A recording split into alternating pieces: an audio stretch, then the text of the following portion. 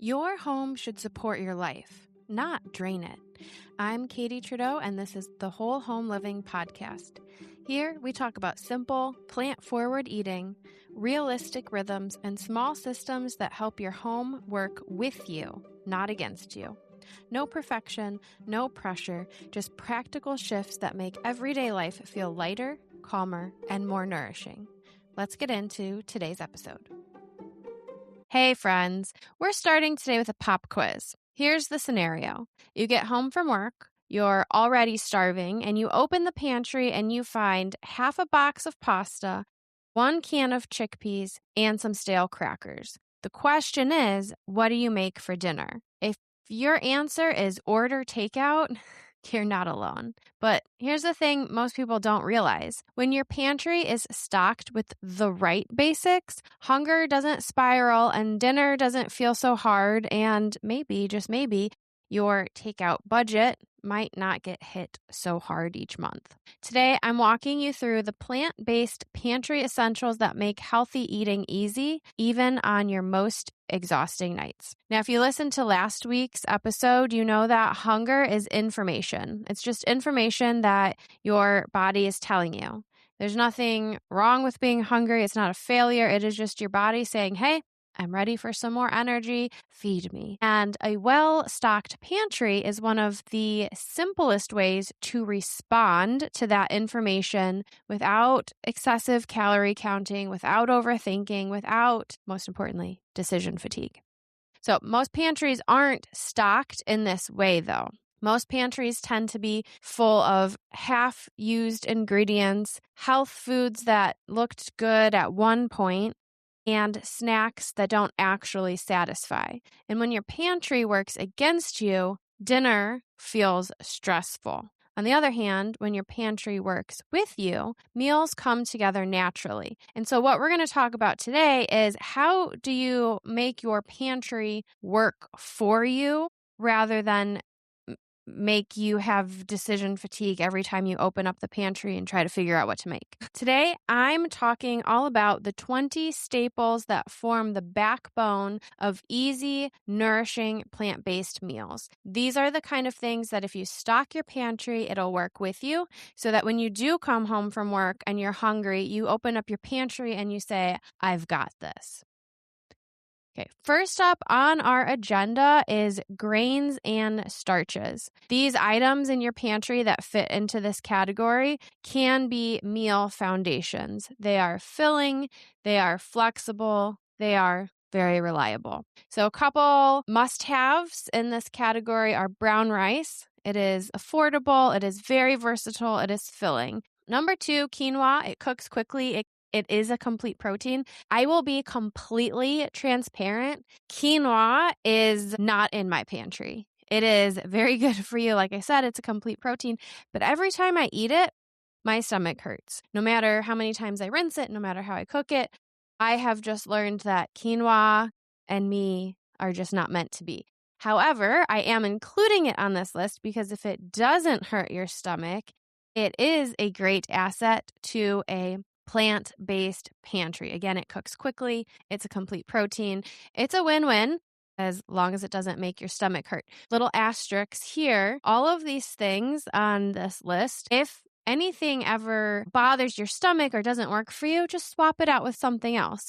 There's nothing, this is not written in stone. You have to listen to your body. Remember, our body gives us information if we listen. My body says, hey, no way with quinoa. So you make the swaps that you need to that work with your body. Next up is whole grain pasta. Cooks in, about 10 minutes, depending on which shape you get. It's familiar. It is kid-friendly. After that, I have oats on the list. This is a good breakfast staple.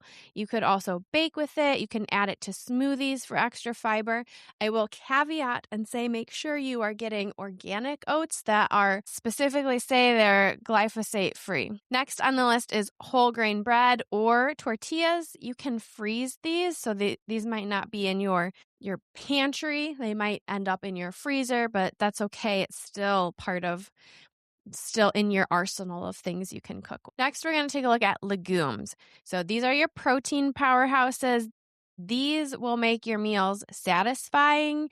These will help stop hunger. So when you're eating a meal that has some legumes, you're going to feel really satisfied. I do canned black beans. I also have dried black beans. Dried beans typically are cheaper. However, it is nice to have some already canned. So when you're busy, your meals come together that much faster. Now, if you know you're going to have time and you can cook some dried beans in your pressure cooker first, then that's great. Save your canned beans for when you're really busy on the busy nights. You can use canned black beans for tacos, bowls, salads. I have made brownies with black beans. So really, the sky's the limit there. I would also add canned chickpeas. You can roast these, mash these, blend them into hummus. You can make Marry Me chickpeas, one of our favorites. You can also just roast them by themselves for a snack. I also would say dried lentils. Now, I don't do canned lentils because the dried ones take only 10 to 20 minutes to cook. So they cook really fast and you don't have to soak them like other beans. So dried lentils, and then I'm going to add in a couple other canned things while I'm talking about canned goods. I would say definitely have some canned tomatoes. These, again, can be stretched in many different ways. You can make soup, sauce, a chili base. They go really well with lentils and coconut milk for a curry. So lots of things you can do with diced tomatoes. Next, we're going to take a look at the healthy fats that are in your pantry. If you go back a couple episodes to the macro episode, I talk about why you need protein, why you need carbs, why you need fat. Fat matters. Your body needs it. You just need to make sure you have the healthy ones. Fat also is more calorie dense, so you just have to watch your portions there. I would recommend olive oil. Fun fact, there is a difference between the extra virgin and the light. I like to bake with the light olive oil. So if you ever do a recipe and it calls for vegetable oil, you can sub in light olive oil. It does not have the same olive-y taste that the extra virgin does, but the extra virgin is great for making salad dressing. I also have nut butters in the pantry, so you can pick whatever one you like. Almond butter, peanut butter, cashew butter, sunflower butter. There's many options. You could even get the mixed seed version from Costco. That's a great way to get healthy fat and protein all in one. I also have tahini. This is really good for different sauces and dressings. That's actually made from sesame seeds kind of ground up. So it's sort of like a sesame seed butter, but no one calls it that. Call it tahini. And then you could also have raw nuts and seeds, almonds, walnuts, chia, flaxseed. If you do flaxseed and it's already ground, store it in your fridge because it gets rancid fast. Okay, next we're going to talk about the flavor builders in your pantry. These are things that make your food taste good. These are things that give it personality. We've got garlic. You could do fresh or jarred. I typically just have garlic bulbs always in my onion bowl, which is the next thing. Onions, you could do yellow, red, shallots. Garlic and onions are a good base for many different recipes. So if you've got these always on hand, you can make a lot of different recipes. We've also got vegetable broth as another flavor builder. You can obviously use it for soup, but you can cook your grains in it. So you could cook your rice in the vegetable broth for a little added flavor. And then I've also got tamari on my list. I like to think about that as umami in a bottle. I use that quite regularly to make peanut sauce for different bowls. Have nutritional yeast that can give things a cheesy flavor, and also it has a lot of your B vitamins. And then spices. Okay, so this one technically is going to be more than 20 staples if you're counting spices as one thing. Kind of a little loophole getting around the 20 staples. Spices. You pick the flavor profiles that you like. Some of my staples are paprika, especially smoky paprika, garlic powder, minced onion, Italian seasoning, cumin, chili powder, adobo. You pick what ones that you are going to work with the meals that you make most often. And then last one is vinegar. Or 3. That could be balsamic, apple cider vinegar, rice vinegar, white wine vinegar. All of these things can make your salad dressing. So if you make your own salad dressing, you'll want a vinegar or a lemon juice to kind of do that. All in all, if you take these staples, you'll be able to make grain bowls, soups, pastas, tacos, stir fries. So let's talk about what to ditch from your pantry. We're going to talk about what doesn't need to live in your pantry. You might consider ditching or at least demoting white bread, well, let me caveat there with sourdough.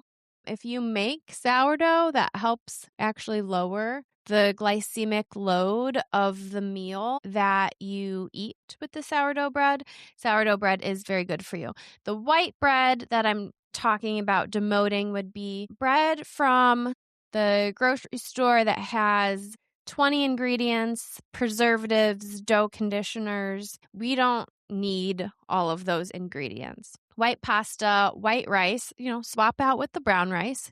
You can still have rice, just swap it out for a healthier version. Ditch the sugary cereals, ditch instant ramen packets, ditch canned soup that has very long ingredient lists. You'll want to ditch highly processed snacks with ingredients you can't pronounce. And to be clear, I did say ditch them, but I'm not saying you can never have these. I'm just saying they shouldn't be the foundation of your pantry. The staples in your pantry should support your energy, not sabotage it.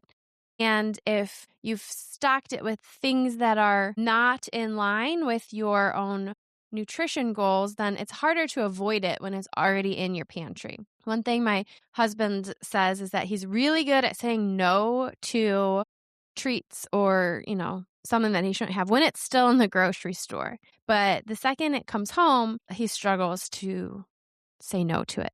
So if you're intentionally trying to cut out junk food, say no to it at the grocery store rather than try to say no to it once it's already in your home. That is 100 times harder. All right. Now, if you're at the grocery store and you are, trying to restock your 20 items, I want to go over really quick how to read labels without losing your mind.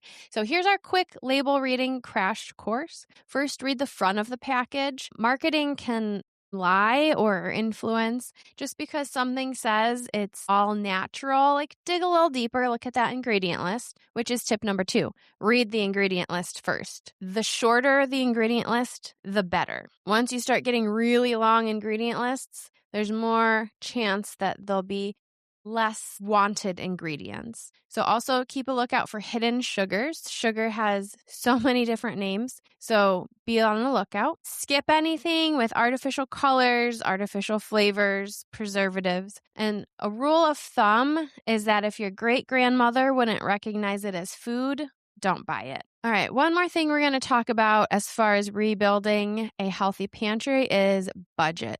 One thing I hear all the time is healthy food is so expensive. Here's the thing though, it doesn't have to be. You can buy dried beans and grains in bulk. That is one way that we save a lot of money as a family of 5. We do a lot of bulk buying, and I store things in gallon-sized mason jars. You can also stock up on things when your favorites go on sale. You can use frozen vegetables. They're just as nutritious. You can skip the pre-cut veggies and just cut them yourself. So for example, cut carrots are going to be more expensive than getting the whole carrots and then cutting them yourself. You can also make your own salad dressing. It's healthier, but also a little bit cheaper too.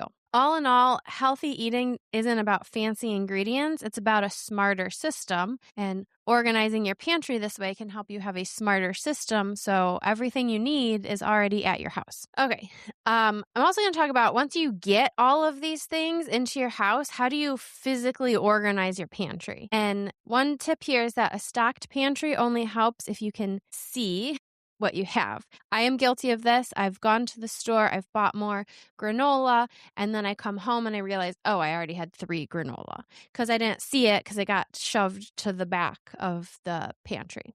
One way to avoid that is to group like items together. So if all of your canned beans are always on the same shelf, you'll know definitively how many you have at any given time and when you need to restock. Keep your most frequently used items at eye level so they're easy to grab. Use clear containers if possible. I just mentioned I use the gallon size mason jars for some of my bulk. It helps you see like, okay, this is my lentil jar, this is my black rice jar, this is my pinto jar. And then you could also do a quick pantry check once a month. What are you low on? What are you not low on?